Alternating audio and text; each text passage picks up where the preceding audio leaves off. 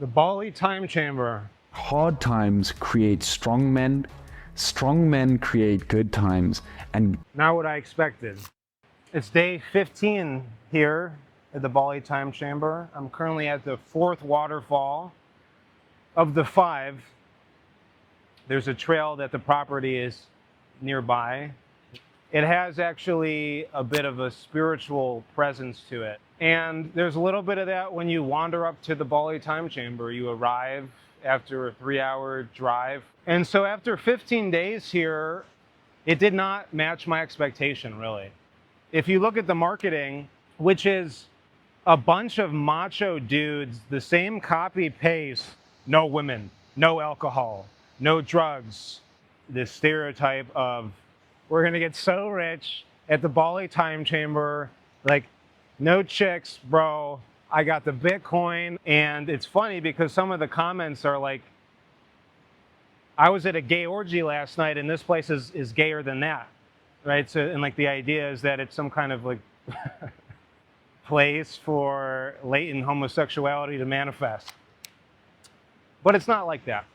So the location's very nice. It's nestled in the mountains in Munduk. The gym is pretty solid. I mean, it's not as comprehensive as I expected, but it's pretty damn solid. There's a sauna, a cold plunge, and a jacuzzi so you can get your recovery in. And there's a nice common area where, depending on how people are feeling, you share a meal or a game of chess. I actually ended up teaching some of the residents how to play chess, and some of them actually got quite good. Huh? Yeah, but you tell me I have to do it. The food is very solid. It's not, you would think it's steak every day, it's just steak, and it can be, and I did have a nice tomahawk yesterday. But it's a bit more than that. You have to make a picture with the food and me. My God, you really look like a serial killer. No, I don't look like this. I be one. You're what? Yeah, you are my next. You know, I brought with me some notes, but you just got to go off the dome here. It's got to be from the heart. That's how we've always done it. So there was only 3 of us when I arrived.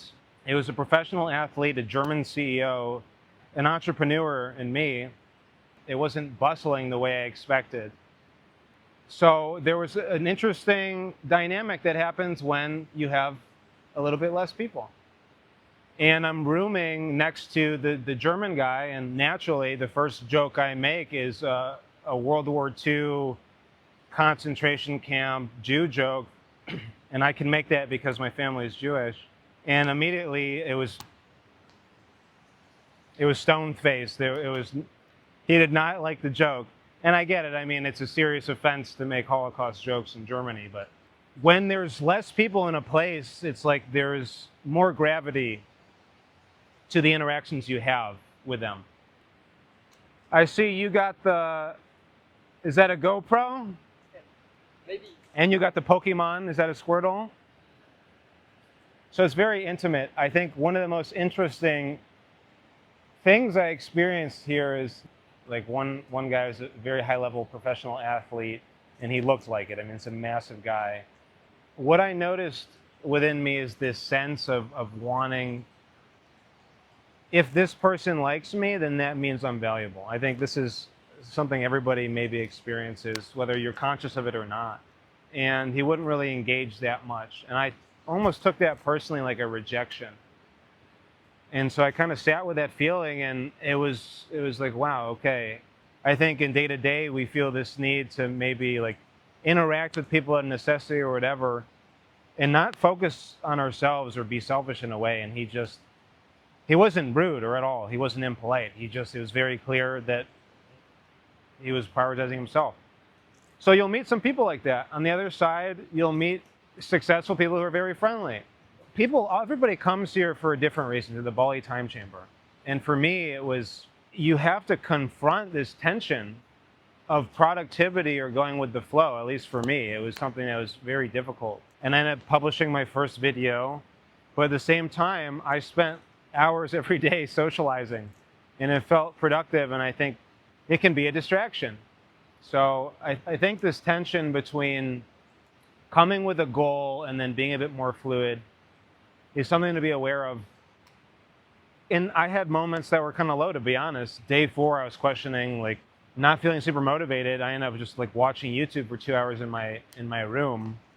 I think the reference to the Dragon Ball Z Bali Time Chamber is interesting, but I actually don't think that's the reality. Because it's a more social place, you're probably not going to get as much done. You probably will make some cool connections. I've met people in my 2 weeks that I now would consider friends and I plan to see again, but I didn't get as much done as I would think. So in that way, the Bali Time Chamber is not so much compression like Dragon Ball Z, but it's about being aware of how you're using your time. So overall, I'd recommend it. If you're thinking to go to Bali Time Chamber, you should go. But just know what time you're coming if you want a more intimate experience. And honestly, I wouldn't trade it. I preferred this 5-person setup. It was more intimate. The 16-person I think would be chaos. But if you want that experience, make sure you go at the right time. I do want to highlight the staff. They are helping me learn Indonesian throughout the week. I got to practice. They're all very nice. It's basically a nice jungle hotel with solid food, better than average recovery and training equipment, and some like-minded people. That's really what the Bali Time Chamber is. I'd come back, but I think I'd really want to get clear on what I would do.